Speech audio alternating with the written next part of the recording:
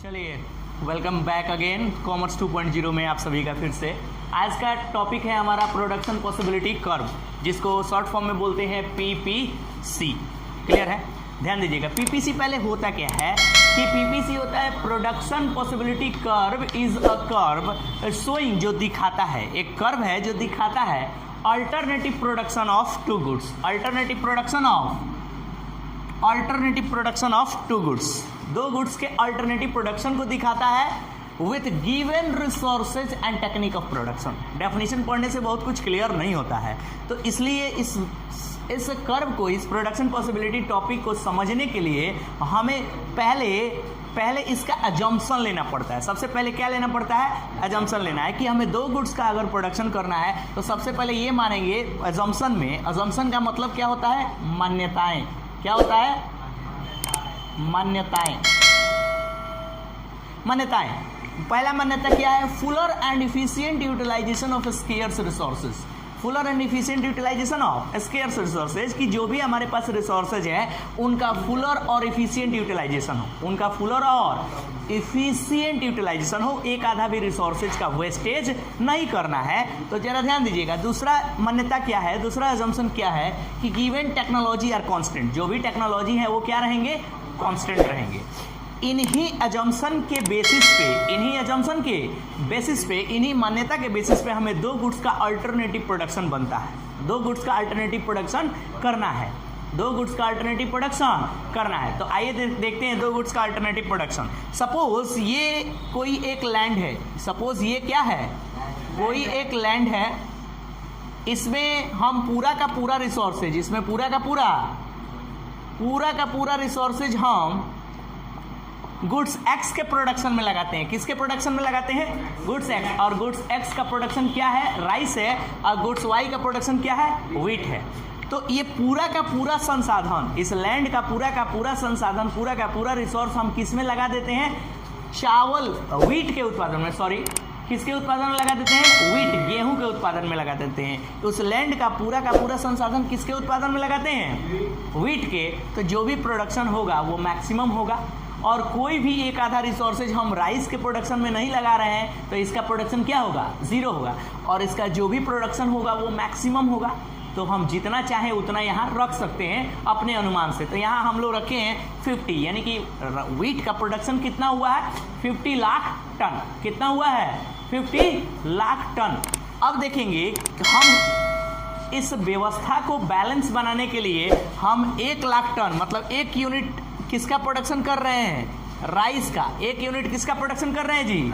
Rice का 1 unit production कर रहे हैं। तो राइस के 1 यूनिट प्रोडक्शन करने के बी कॉम्बिनेशन पे 1 यूनिट राइस के प्रोडक्शन करने से क्या हो रहा है? The production of wheat will decline, the production of wheat will decline. और ये डिक्लाइन करने का जो रेट होगा वो किस रेट से घटेगा? वो इंक्रीजिंग रेट से। किस रेट से घटेगा? इंक्रीजिंग रेट से। जब ये अपनी मात्रा को छोड़ेगा ना, इसके 1 यूनिट के प्रोडक्शन को बढ़ाने के लिए दूसरा गुड्स, जो वाई गुड्स है, दूसरा गुड्स जो अपनी मात्रा को छोड़ेगा, उसे हम बोलेंगे क्या?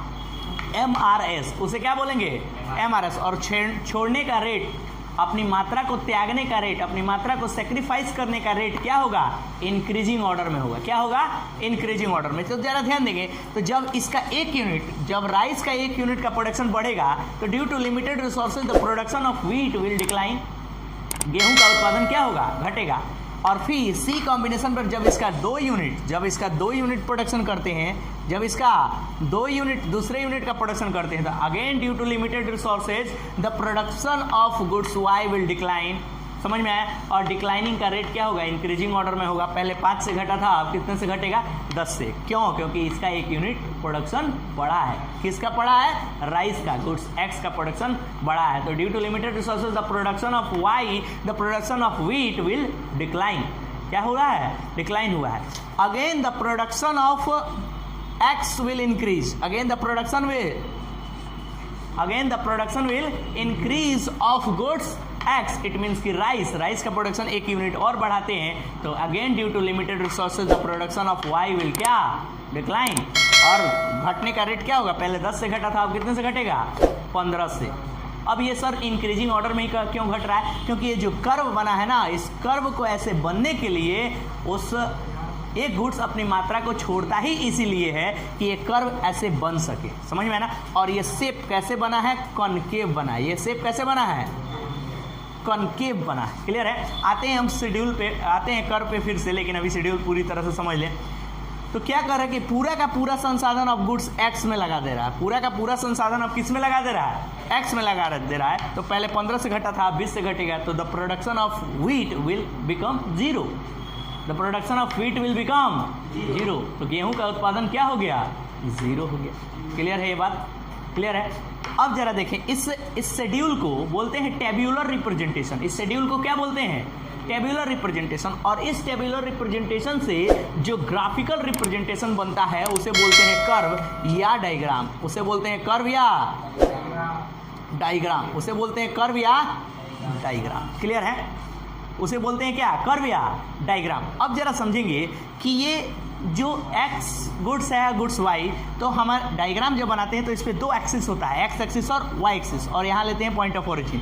उसमें 5-5 का डिफरेंस है तो स्केल ले लिया गुड्स वाई एक्सिस पर, गुड्स वाई का 5-5 का स्केल ले लिया, गुड्स एक्स एक्सिस पर एक्स का स्केल ले लिया, 1-1 का डिफरेंस है तो इसमें भी 1-1 का डिफरेंस ले लिया। क्लियर है? अब देखेंगे कि जब प्रोडक्शन y का मैक्सिमम हो रहा है 50, तो प्रोडक्शन x का कितना हो रहा है? 0। तो जब प्रोडक्शन 0 हो रहा है गुड्स x का, तो y का प्रोडक्शन कितना हो रहा है? मैक्सिमम 50 हो रहा है। ठीक है?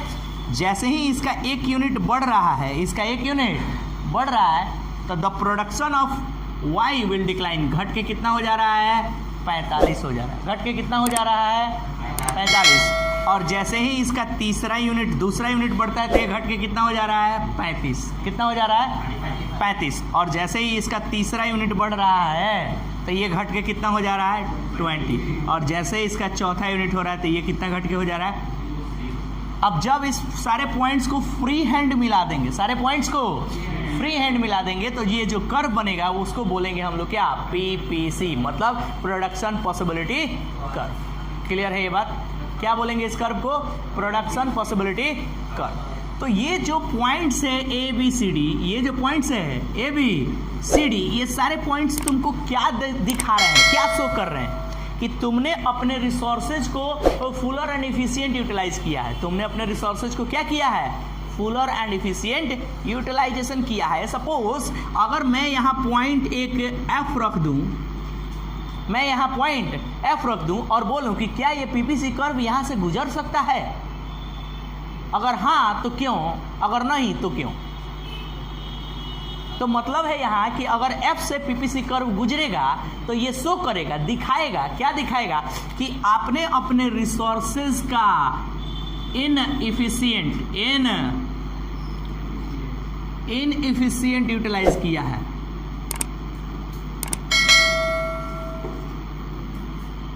Inefficient utilization of resources. Inefficient utilization of resources. Inefficient utilization of resources किया है। अपने रिसोर्सेज को फुलर और इफिशिएंट यूटिलाइज नहीं किया है, अपने रिसोर्सेज का वेस्टेज किया है, अपने रिसोर्सेज को बर्बाद किया है, बेकार किया है। नहीं तो ये सारे पॉइंट्स ABCD क्या दिखा रहे हैं? सारे पॉइंट्स ABCD ये दिखा रहे हैं कि आप अपने रिसोर्सेज का फुलर और इफिशिएंट यूटिलाइजेशन कर रहे हैं। समझ में है ना? तो अगर F से अगर PPC होकर गुजरता है तो ये बताता है पॉइंट कि आप अपने रिसोर्सेज को फुलर और इफिशिएंट यूटिलाइजेशन नहीं करते। क्लियर है? सपोज एक पॉइंट यहाँ हम G डाल देते हैं, एक पॉइंट यहाँ हम G डाल देते हैं, क्या और पूछते हैं आपसे कि क्या ये PPC कर्व यहाँ से गुजर सकता है? अगर हाँ तो क्यों? अगर नहीं तो क्यों? तो PPC कर्व यहाँ G पॉइंट से गुजर ही नहीं सकता है, क्योंकि ऑलरेडी ये ABCD पॉइंट आपको दिखाते हैं कि आपने अपने रिसोर्सेज का फुलर और इफिशिएंट यूटिलाइजेशन कर लिया है। तो ये पॉइंट आपको बताता है क्या? ये अनअटेनेबल ऑप्शन है। ये क्या है? Unattainable option. ये क्या दिखाता है जी? अनअटेनेबल ऑप्शन है।